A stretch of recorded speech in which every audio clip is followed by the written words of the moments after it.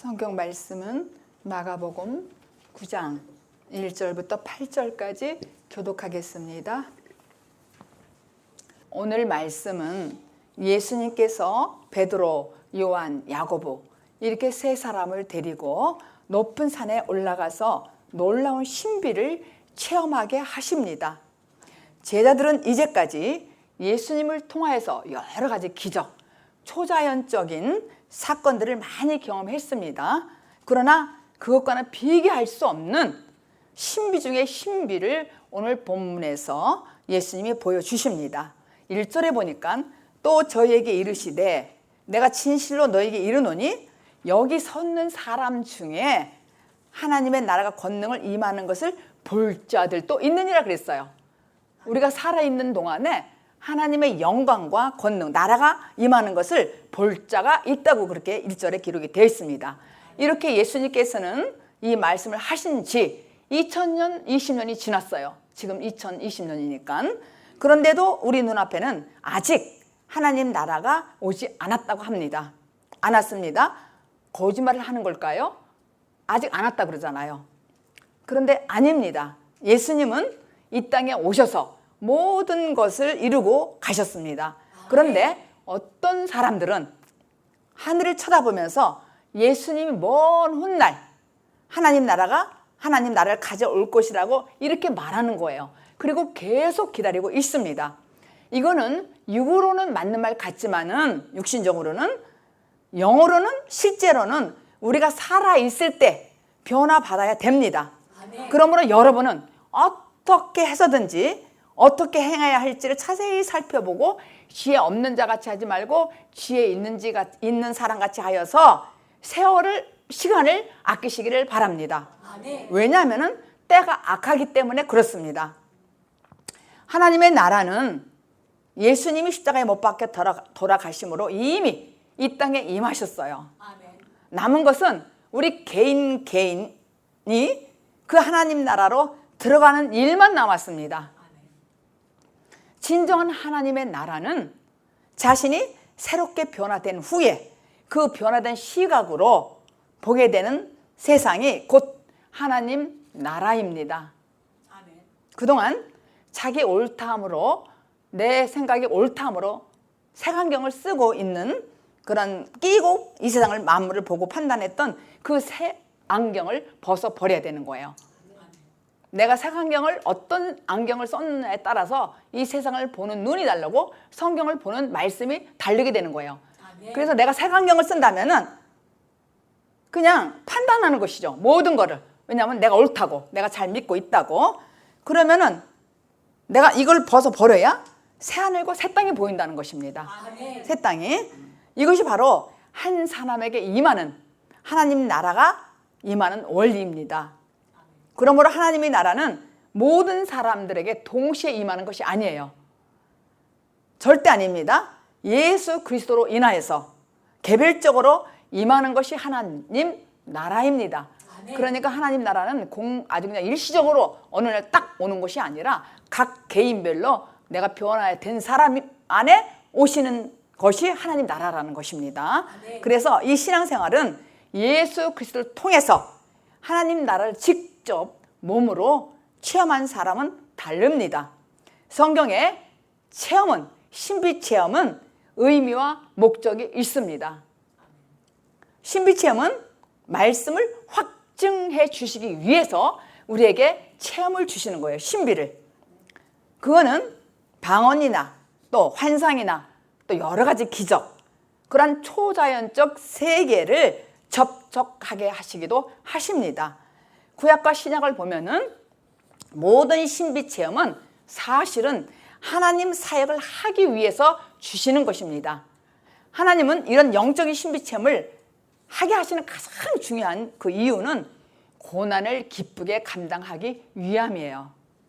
어떤 고난과 억울함과 배고픔과 또 위험과 춥고 힘들고 이런 모든 것을 쉽게 극복하고 나갈 수 있는 힘을 얻는 거예요. 이 신비 체험은.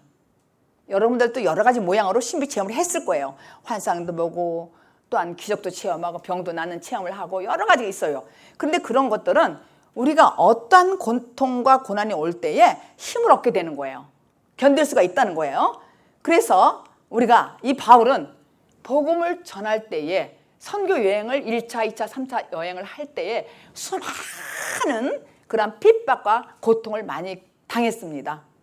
그 말씀이 고린도후서 11장 26절부터 27절까지 읽어보겠습니다. 핍박과 고난을 수없이 당한 것을 시작. 여러 번 여행에 강의 위험과 강도의 위험과 동족의 위험과 이방인의 위험과 시내의 위험과 광야의 위험과 바다의 위험과 거짓 현재 중에 위험을 당하고 또 수고하며 애쓰고 여러 번 자지 못하고 줄이며 목마르고 여러 번 굶고 춥고 헐벗었노라. 지금 바울이 이런 고통을 당했다는 거예요. 근데도 잘 그 여행 전도를 했다는 것이죠. 그러니까 기독교에는 신비가 없으면 사실 기독교가 아닙니다. 그러나 우리는 예수님이 보여주신 이 신비를 통해 조심해야 할 점이 있습니다. 신비가 우리의 신앙을 더 강하게 만들어줄 수 있는 것은 사실이에요. 사실이거든요. 근데 그것이 우리 신앙의 내용은 아니란 얘기예요. 신앙은 성경 말씀에 따라서 이루어지는 것입니다. 그래서 우리는 말씀 따라 사는 거예요. 신비를 따라 사는 것이 아니라. 근데 이 신비를 체험을 주는 것은 우리가 신앙생활 하는 데에서 고통과 고난과 이런 걸 견딜 수 있는 능력과 힘을 주기 위함이시지 우리의 신앙을 끌고 가는 그거는 아니라는 것이죠. 말씀 따라 이루어지는 것입니다. 2절 3절 본문을 읽어보겠습니다. 엿새 후에 예수께서 베드로와 야고보와 요한을 데리시고 따로 높은 산에 올라가셨더니 저희 앞에서 변형되사 그 옷이 광채가 나며 세상에서 빨래하는 자가 그렇게 희게 할 수 없을 만큼 심히 희어졌더라. 엿새라는 숫자가 도대체 왜 엿새 후라 그러나, 엿새라는 숫자의 계시는 하나님의 의도와 뜻과 계획이 숨겨져 있는 거예요. 성경에 기록된 숫자들 보면은요, 숫자들이 많이 나오잖아요, 성경에. 그 의미는 시간과 공간을 뛰어넘어서 어제나 오늘이나 영원토록 영원히 변함없이 사용되는 것이 이 숫자예요, 성경의 숫자. 사람이 여섯째 날 창조됐잖아요. 여섯째 날 창조됐기 때문에 여섯은 인간을 상징하는 거예요. 그리고 여섯은 불완전, 불완전, 불완전함을 의미하는 것이죠. 계시록 13장에 보면은 짐승의 숫자 666이라는 숫자가 나오는 것이잖아요. 666, 이 수는 타락한 인간 역사를 표현하는 거예요. 그리고 엿새 후에, 그러므로 엿새 후에는 이제 육체로 오신 예수님께서 십자가에 못 박혀 돌아가시고 이제 그리스도로 변화되는 것이죠. 그러니까 이동한다는 거예요. 이동. 그래서 우리에게 적용을 해보면은 내 안에 하나님을 방해하는 사람의 생각하는 사단이 있단 말이에요. 사단. 베드로가 하나님의 일을 하지 않고 사람의 생각을 한다고 예수님께서 책망을 받았잖아요. 우리 모두는 옛사람은 사단의 인도함을, 사단의 속아 산다 이거예요. 옛사람이 우리는 속아 산단 말이에요. 그런데 이 엿새라는 것은 우리 속의 생각을 처리하는 기간이에요. 엿새라는 것은. 그리고 누구도 이건 다 겪어오는 거예요. 누구도. 이제 우리는 변형해야 돼요. 변화돼야 된다는 거예요. 변형, 이동 돼야 된다는 거예요. 이걸 쉽게 여러분들이 이렇게 마음에 빨리 와 닿는 것은 사울이 변화해서 바울이 됐잖아요. 사울이 하나님을 믿었어요. 근데도 살기가 등등해가지고 예수 믿는 사람들 잡으러 다녔잖아요. 그런데 나중에 예수님의 음성을 듣고 변화해서 어떻게 됐어요? 이름이 바울로 변했잖아요. 그런 뜻이 있단 말이에요. 여섯이라는 건 사람 숫자고, 내가 변화해서 예수는 그리스도시다. 예수님이 십자가 돌아가시고 부활하셔가지고 다시 그래서 영어로 우리가 오신 그분이 그리스도란 말이에요. 그래서 서신서 13권을 읽어보면 바울 서신서를 전부 보면 대부분이 예수 그리스도, 그리스도는 이렇게 나와 있잖아요. 그죠? 그래서 이렇게 변해야 된다는 거예요. 이건 다 누구나 경험을 해야 돼요. 사울이 바울이 된 것처럼 이동이 돼야 돼요. 예수 믿는 거에 있어서. 근데 이 세 사람 앞에서 요한과 베드로와 야고보, 이 세 사람 앞에서 예수님 모습이 확 변했잖아요. 바뀌어버리는 거예요. 변화산에서 지금 보여주는 거예요. 읽어보셨잖아요. 그러나 하나님의 변형된 모습에서 나오는 광채는 더 이상 인간의 손으로 빨아도, 인간의 생각으로 해도 뭐라도 더 이상 희게 할 수 없다 그랬어요. 심히 희다 그랬어요. 막 눈이 부실 만큼 광채가 났다는 거예요. 예수님은 아주 처음부터 성령으로 태어나셨잖아요. 변화될 필요가 없는 거예요, 사실은. 근데 변화됐다고 기록이 돼 있잖아요. 근데 이거는 변화될 필요가 없으신 분이에요. 원래 예수 그리스도고 원래 성령이시잖아요. 그런데 이것은 무엇을 계시하기 위해서 이렇게 기록이 돼 있냐면은 엿새는 제자들을 가르치는 그런 시간이에요. 그러니까 너희 존재가, 우리 존재 안에 그리스도로 영으로 변화될 그때가 올 것이라는 거예요. 그러니까 일곱째 날은 쉼과 안식과 평강이잖아요. 그러니까 하나님께서 우리 인간을 창조하시고 일곱째 날 쉼과 안식을 했다고 그랬잖아요. 그러니까 우리도 마찬가지예요. 우리도 그동안 고통과 고난과 열심히 예수를 믿어왔단 말이에요. 그런데 우리가 너무 힘들고 어려우니까 주님께서 여러 가지 환상도 보여주시고 기적도 보여주시고 해서 우리를 말씀으로 확증해서 끌고 온 거예요. 그래서 오다 보니까 엿새가 됐다는 거예요. 엿새 후에라는 말은 그런 계시의 뜻이 있는 거예요.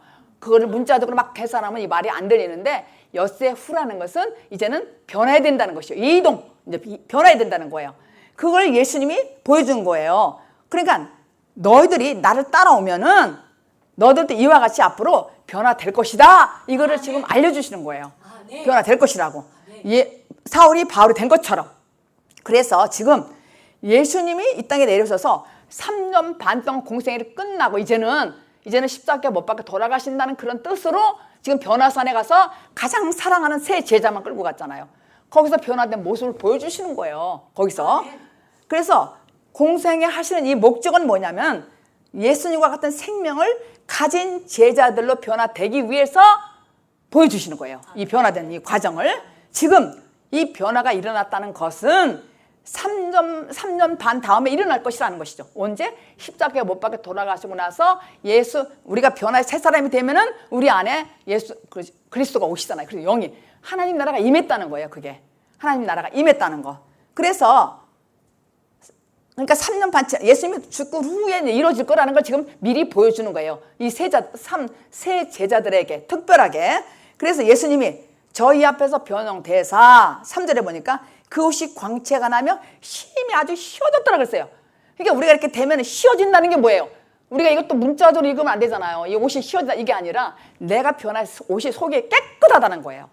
아주 깨끗하게 변화되는 것은 부활 체험을 한 사람이 이렇게 될 수 있다는 것이죠. 그래서 그것은 바로 내가 예수님이 십자가를 거치고 너희 안에 부활한 영으로 너에게 임했을 때 그때에 너희 모습이 이렇게 희게 될 거라는 거야.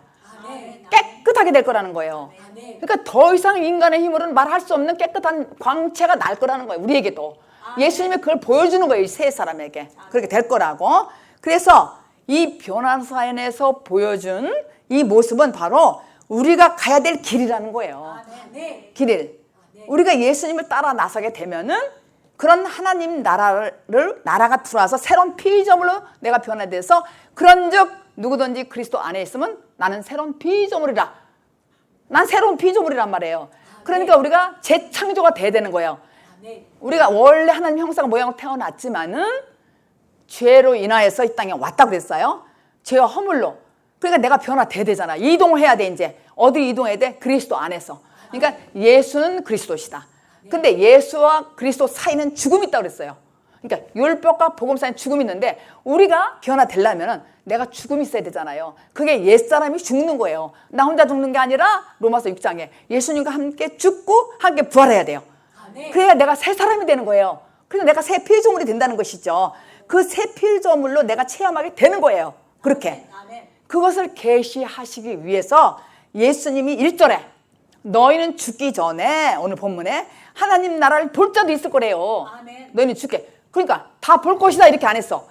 볼 자들도 있을 것이라 했단 말이에요.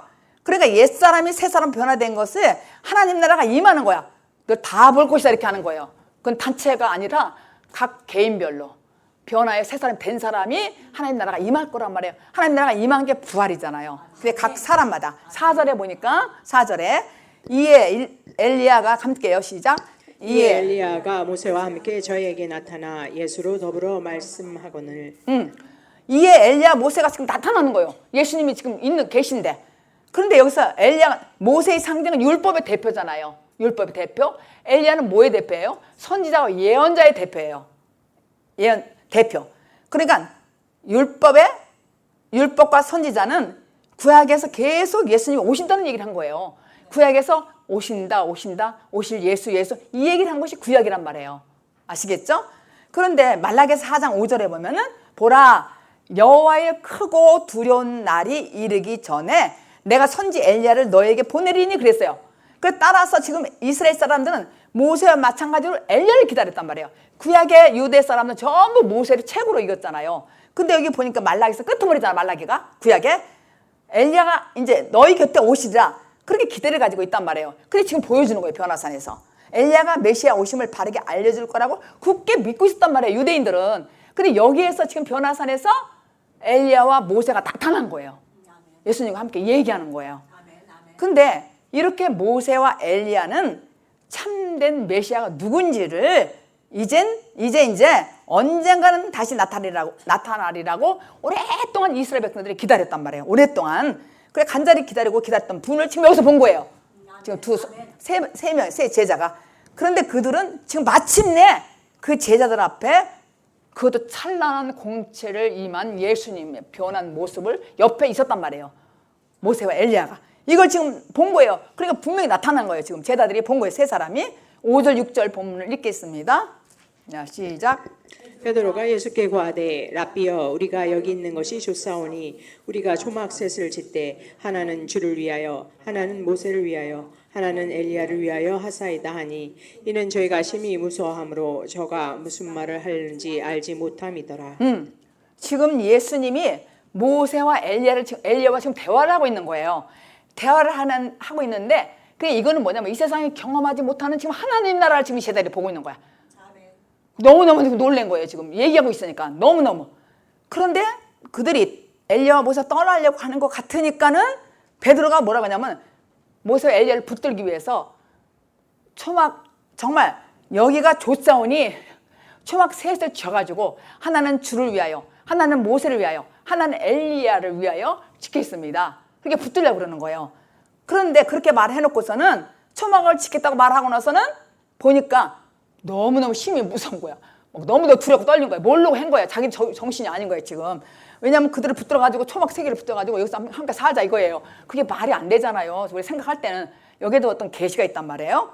그런데 지금 제자들이 지금 웅장한 앞에 막 광채가 나는 그 앞에 압도된 거예요. 압도되어서 두려움을 느끼고 무서워서 무슨 말을 하는지도 지금 몰랐단 말이에요. 제가 이걸 어떻게 설명할까 하다가 제가 이런 체험한 것이 있어요. 하나님의 영광을 인지할 수 있는 눈을 뜨게 되면은 그곳에서 하나님의 영광을 맛을 조금 본단 말이에요. 지금 제자들이 봤다고요. 제가 언젠가 새벽 기도 시간에 여기서 앞에서 기도를 막 했어요. 기도를 하고 있었는데 예수님께서 제 눈앞에 바로 서 계셨어요. 바로 서 계셨는데 눈을 보니까 예수님은 아시는데 이 몸은 하나도 안 보였어요. 눈동자만 저렇게 보였어요. 선홍색 피눈물이 막 내리는데 여기까지 이렇게 내렸어요. 근데 눈이 하나도 안 보여요. 피를 다 범벅이 됐어요. 너무 제가 무서워가지고 너무 순간적으로 막 놀래가지고 피가 고여있으니까 제가 순간 눈물 막 가렸어요. 지금 이런 지경인 것 같아요. 지금 이 사람들이 놀래가지고 힘이 두려워서 무서워서 무슨 말을 하는지조차도 모른다 그랬어요. 지금. 그런데 저는 순간적으로 했어요. 여기서 새벽 기도할 때. 선홍색이 이렇게 여기까지 왔는데 이렇게 보니까 못 보겠더라고요. 그러니까 아주 맺혀온 것 같아. 너무 무서워. 제가 막 이랬어요. 깜짝 놀래가지고 너무 무서워가지고 순간 말문이 막히더라고 한동안. 이런 지형인 것 같아요. 근데 이렇게 조금 맛을 보여주기도 하시는 것 같아요. 우리가 어떤 어렵고 힘들고 어떤 그런 기도할 때에 주님께서 우리에게 힘을 주시기 위해서 순간 보여주신 것 같아요. 근데 지금 제자들에게 지금 변화산에서 지금 보여주시는 거예요. 그러니까 베드로가 자기 정신이 아니지 초가집을 여기다 지어가지고서 같이 살자는 것이죠. 근데 이 초가도 뜻이 있단 말이에요. 이 초막도 뜻이 있단 말이에요. 그런데 이 초막의 영적 의미는 도대체 무엇인가 살펴보겠습니다. 출애굽기에 보면은 이런 말씀이 있어요. 23장에 너는 매년 3번 유월절과 오순절과 초막절을 지키라 이런 말씀이 있어요. 유대인들에게 3대 명절을 크게 지키라고 그랬단 말이에요. 근데 이 유월절은 이스라엘 백성들을 애굽에서 출애굽시켰을 때 해방시켰잖아요. 그냥 너희도 감사라는 거예요. 그걸 지키라는 거예요. 감사라고. 해방시켜줬으니까 노예 생활에서 하나님 나라가 이제는 내 안에 시작할 때가 됐다는 거예요. 이제는 때가 됐다는 거예요. 이 6월절은 또 오순절은 무엇인가? 오순절 두 번째 오순절인데 6월절이 완전히 무르익어서 때가 되어서 내가 구원받고 하나님 나라가 우리 마음속에 임할 준비가 된 때란 말이에요. 준비가 된 때. 이럴 때 이거 가지고 근데 지금 준비가 내 마음속에 준비가 돼. 그게 뭐예요? 오순절이잖아요. 오순절.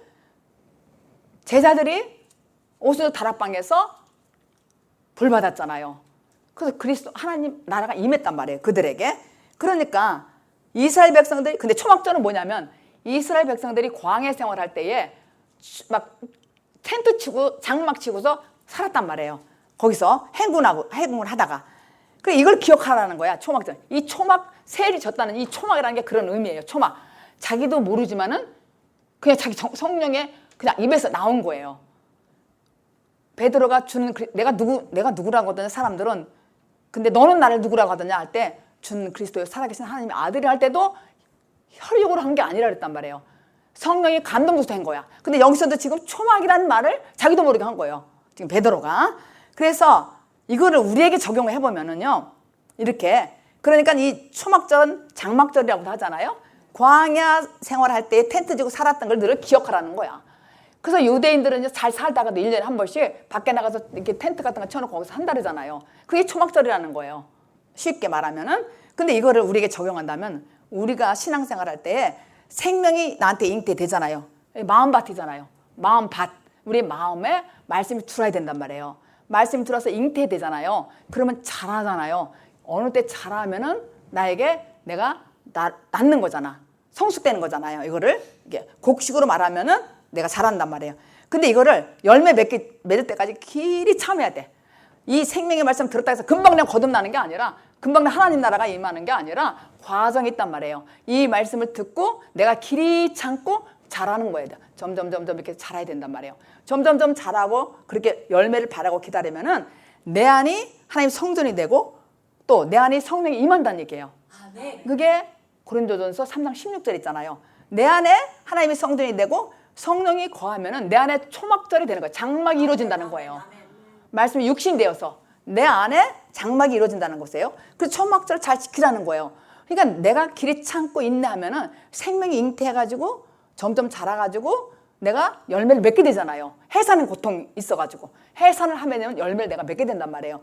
그렇게 되면은 내 안에 성전이 이루어지는 거예요. 영혼 성전이. 그러면은 내 안에 성령이 거하는 거죠. 성전이 생겼으니까. 그래서 내가 그렇게 사는 거예요. 그게 초막절이라는 거예요. 그러니까 나에게 적용하면 그렇다는 얘기예요. 나에 적용하면은. 근데 이 말씀이 레위기 초막절에 대한 거 23장 41절부터 43절까지 읽겠습니다. 너희는 매년에 7일 동안 여호와께 이 절기를 지킬지니 너희 대대로의 영원한 규례라. 너희는 7월에 이를 지킬지니라. 너희는 7일 동안 초막에 거하되 이스라엘에서 난 자는 다 초막에 거할지니 이는 내가 이스라엘 자손을 애굽 땅에서 인도하여 내던 때에 초막에 거하게 한 줄을 너희 대대로 알게 함이니라. 나는 너희의 하나님 여호와니라. 초막절을 지키라는 것은 결론은 너희가 나의 인도함을 받고 애굽을 나와서 광야에 거할 때 초막, 그러니까 광야에 거할 때 초막, 텐트, 장막 너희를 거하게 했다는 것을 너희들은 기억하라. 그러니까 결론은 하나님이 나를 애굽에서 이 세상에서 끄집어 내가지고 내가 너를 훈련시키고 내가 너에게 들어간다 이런 말이잖아요. 성령이 임해야 되는 거니까. 거룩한 성전 내가 돼야만 성령이 내 안에 임한단 말이에요. 그러니까 임한 게 뭐예요? 거듭남이라고 그러고 새 사람이 된 거잖아요. 재창조. 내가 재창조가 돼야 된단 말이에요. 재창조가. 그래서 하나님은 가나안을 목적지로 초막을 보여주신 거예요. 지금. 이 제자들에게 너희들이 이제 이렇게 될 거다. 하나님 나라가 너 안에 들어가면 너는 하얗게 흰 빛이 날 것이다. 너는 깨끗한 사람이 될 것이다. 이런 거예요. 겉과 속이 같아야 한밤이 되잖아요. 그러니까 우리가 겉과 속이 다른 생활을 하잖아요. 그러니까 다른 생활을 한다면은 우리가 예수님 하나님을 믿어도 내 안에 그리스도가 계시지 않으니까 죄를 진다는 거예요. 근데 이 죄라는 건 크게 말하면은 죄라 하면은 하나님을 믿지 않는 것이 죄예요. 그거는 뭐냐면 성경 말씀을 내한테 믿지 않는 거란 말이에요. 성경 말씀을 믿지 않으니까는 내가 죄를 짓는 것이죠. 그런데 내 안에 그래서 영이 거하면은 생명의 씨가 잉태가 돼가지고 해산돼가지고 내가 이렇게 열매를 맺어지면은 내가 죄를 짓지 않는데 그거는 되면은 안 짓는다는 얘기죠. 되면은. 근데 아직 안 됐으니까 짓는다는 거예요. 그러니까 크게 말하면은 죄를 하면은 하나님을 믿지 않는 거. 그거는 뭘로 원리가 나타나면 이 말씀을 믿지 않는 거. 하나님 말씀대로 살지 않는다는 거예요. 하나님 순종하지 않는다는 거예요. 그죠? 순종하지 않는다는 거예요. 그래서 하나님은 그 목적지로 가나안이라는 건 천국을 상징하는 거잖아. 하나님 나라를. 그 목적지로 초막을 보여주시는 것이죠. 지금. 그 초막의 상징은 하나님 나라예요. 하나님 나라. 하나님 성전을 얘기하는 것입니다. 초막절을 지키라는 뜻은 지금 레위기 읽으셨잖아요. 나는 너를 구원해냈다는 거야. 너희들이 세상 애굽에서 살았는데 내가 너를 구원해냈다는 거예요. 구원해낸 것을 너희들은 항상 기억하라는 것이죠. 아우, 여러분들 들어보면 간증 들어보면 이러더라고요. 나 옛날대로 살았나 큰일 날 뻔했어요. 나는 진짜 흉악한 귀신 안에 들어 살아왔어요. 이렇게 저죠 뭐 이게 저요. 제가 그랬다고요. 내가 그때 너무 몰라가지고 그냥 내가 미쳤지 이렇게 살았다니까요. 미쳤지. 내가 정말 어떻게 그렇게 살았을까. 이런 인생. 그러니까 하나님보다 이 세상을 더 좋았단 말이에요. 그러니까 나가 더 최고였다고. 나는 뭐든 내가 잘해야 돼. 막 이런 거. 그런 욕심과 나의 모든 거. 이게 나였다니까. 이게 흉악한 귀신들이었단 말이에요. 이게 사단이 내 안에 있었단 말이에요. 하나님 생각을 하는 게 아니라 내 생각, 사단의 생각이 하나님 생각이 아니라 이게 죄라는 것이죠. 이게. 그래서 여기서 끄집어냈다는 거예요. 주님이. 끄집어내서 뭐라는 너는 이걸 기억하라는 거야. 너 그 애굽에서 생활할 때 내가 끄집어냈잖아. 너 훈련시키는 걸 말이야. 내가 40년 동안 광야에서 너 훈련시켰어. 초막 자기하고 구름 기둥과 불 기둥도 인도에서 불온 기둥으로 영광 우리를 이렇게 보호했단 말이에요. 우리를 그렇게 했다니까. 이거를 기억하라는 것이 초막절이에요. 그러니까 이걸 기억하는 거 언제 기억해요? 내가 성전이 됐을 때, 내 안에 성령님이 계실 때 내가 기억하는 거예요. 아, 내가 그 전에 그렇게 살았는데 하나님은 날 이렇게 사랑해서 나를 구원시켜줬구나. 이걸 기억하라는 거예요. 나는 너의 여호와라는 거야. 마지막에 레위기 23장 43절에 나는 너희 여호와 하나님인 줄 너는 알라 이거예요. 근데 이거를 갖다 대대로 알게 할 거래. 그러니까 내가 난 자식으로부터 쫙 다 알게 할 거라는 거야. 이스라엘 백성. 이게 초막절이라는 거예요. 초막절. 그런데 7절 8절 본문 읽겠습니다. 마침 구름이 와서 저희를 덮으며 구름 속에서 소리가 나되 이는 내 사랑하는 아들이니 너희는 저희 말을 들으라 하는지라. 문득 둘러보니 아무도 보이지 아니하고 오직 예수와 자기들 뿐이었더라. 실제로 지금 마침 구름이 와서 저희를 덮었대요. 구름이 저희를 덮었다는 이 구름은 실제로 허공에 뜬 산 구름이에요. 실제로는. 그런데 성경에서 구름의 상징은 거듭난 자의 몸을 상징하는 거예요. 몸을. 구름이 사람이라는 것은 은유적 표현이에요. 은유적 표현이거든요. 그런데 그는 나의 사랑하는 아들이라. 그는 너희는 그의 말을 들으라 그랬잖아요. 그 음성을 듣고 그들이 즉시 이렇게 뒤로 돌아보니까 아무도 없다 그랬어요. 아무도. 자기들만 있다는 거예요. 오직 예수님과 자기들만 있었다 그랬어요. 근데 마태복음 24장 30절을 읽어보겠습니다. 그때에 인자의 진조가 하늘에서 보이겠고 그때에 땅의 모든 족속들이 통곡하며 그들이 인자가 구름을 타고 능력과 큰 영광으로 오는 것을 보리라. 여기서 구름을 타고 온대요. 오는 것을 본다는 거예요.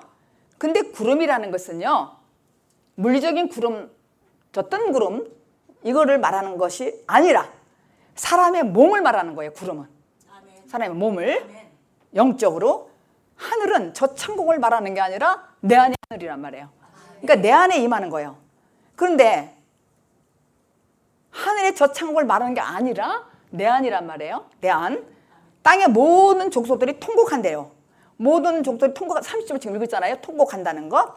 그러니까 이 하나님의 사건은 가시적으로 또 공개적인 그런 사건이라는 얘기죠. 공개적으로. 그 적당히 오시지 않습니다. 그래서 몸의 질서들이 막 흔들리는 거예요. 몸의 질서들이 근본적으로 흔들린다는 거예요.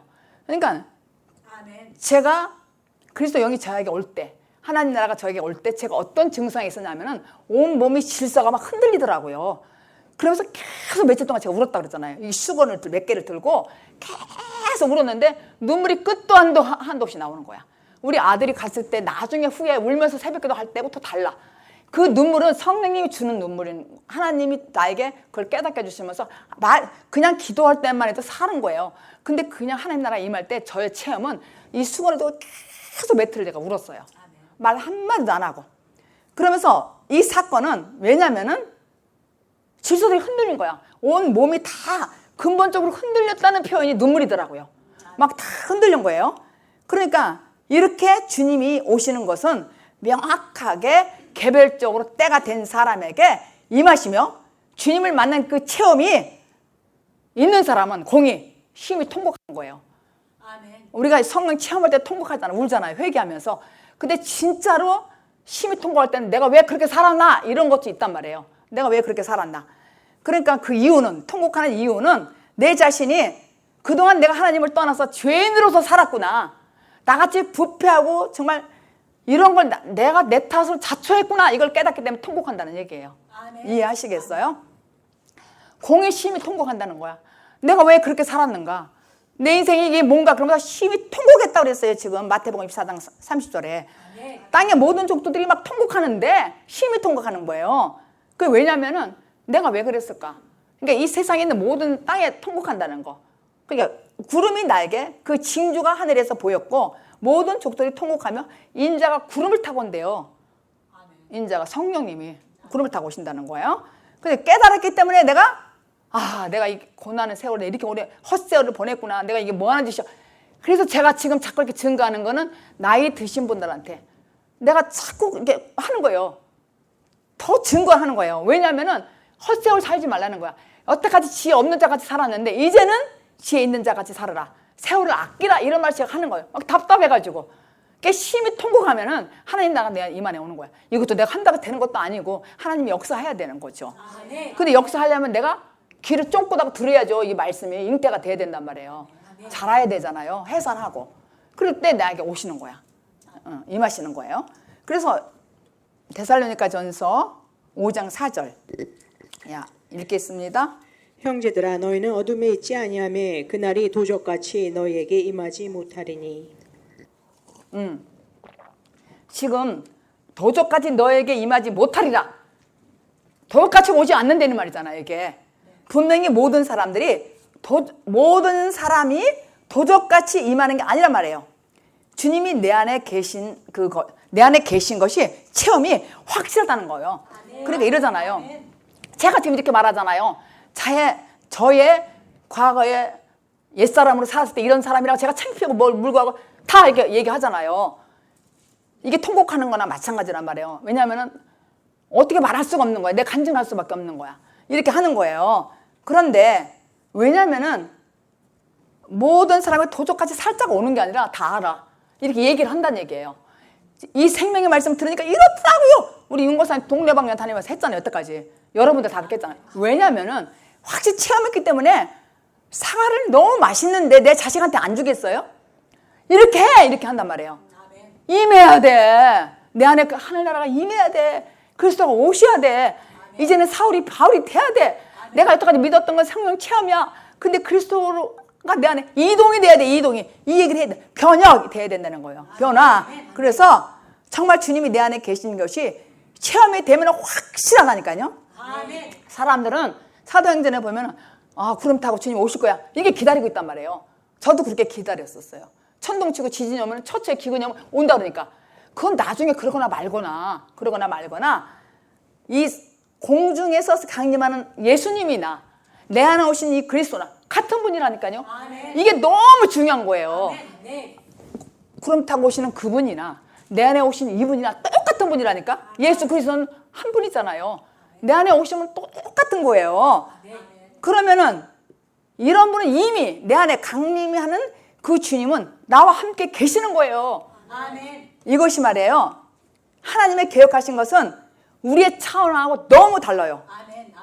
이 강림 얘기는 저에게는 굉장히 놀라운 신비스러운 일이에요. 저에게는.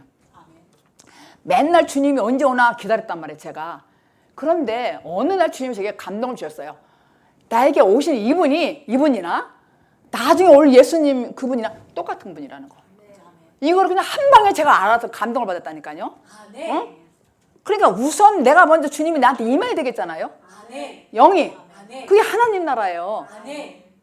그래서 거듭나라는 말을 그렇게 하는 거예요. 근데 사람들은 맨날 거듭나 실제 체험도 안 하면서 맨날 말로만 그렇게 하는 거야. 근데 내 안에 오신 이분이나 나중에 저 장차 구름 타고 오시면 똑같은 분이야. 그러니까 내 안에 먼저 와야 된다는 거예요. 오시거나 말거나는 우리가 죽어서 올지 어떻게 알아? 그거는 몰라. 그거는요, 솔직히 말해서 내 안에 먼저 임하셔야 된다는 거예요. 이게 강림이에요. 이게 강림이에요. 그래서 내 안에 징조가 하늘에서 보였고, 아까 마태복음 24장 30절에 그때 땅의 모든 족속들이 통곡한데 그들이 인자가 구름을 타고 늦게 통곡하는 늦어버려. 우리가 여기서 살 때 내가 통곡해야 돼. 회개하고 참 회개하고. 구름을 타고 오신다는 거예요. 구름 나를 타고 오신다는 거예요. 함께. 성령이 타고 나한테 오신다는 거예요. 이렇게. 그러니까 내가 먼저 이렇게 돼야 되겠죠? 그렇죠? 그러니까 공중에서 강림하신 그분이나 내 안에 오신 분이랑 똑같은 분이라는 걸 여러분들이 나중에 여기 꽉 베껴야 돼요. 저는 이걸 꽉 붙들고 나서요, 흔들림이 없는 거예요. 이걸 설명하고 싶은 거예요, 모든 분들. 그냥 오늘 이상하게 말씀, 오늘 구름 타고 오시리라 이거예요. 그래서 하나님의 계획은 차원이 다르다는 얘기예요. 차원이. 저에게는 놀라운 일이었어요, 이 말이, 이 말씀이. 그래서 우리가 1절 읽었잖아요, 오늘 본문 읽었잖아요. 뭐냐면 우리가 정말 예수님께서 약속하신 그 좋은 것들은 전부 우리가 살아있는 동안에 이루어진다는 거야. 하나님께서 우리에게 약속하신 모든 것은 우리가 살아있을 때 다 이루어진다는 거야. 그리고 여기서 우리가 잘 살아야 되겠잖아요. 희게 살아야 되겠잖아. 빛이 나게, 광채가 나게, 우리 안에서. 우리가 죽어서 일어나는 것은 몰라, 그건 우리는. 그리고 그것처럼 답답한 게 어딨어. 살아서 역사하셔야 되는 거예요. 그러니까 1절에 그랬잖아요. 여기서 이루어질 것도 볼 것이다 그랬잖아요. 볼 사람들이, 다 보는 게 아니라 볼 사람도 있다 그랬어, 오늘 1절에. 마가복음 9장 1절에. 여기서 볼 자도 있다 그랬어요. 그러니까 이걸 정리한다면은, 죄인 되었던 우리 안에, 그래서 영이 임함으로써 의인으로 변화가 되는 거예요. 의인으로.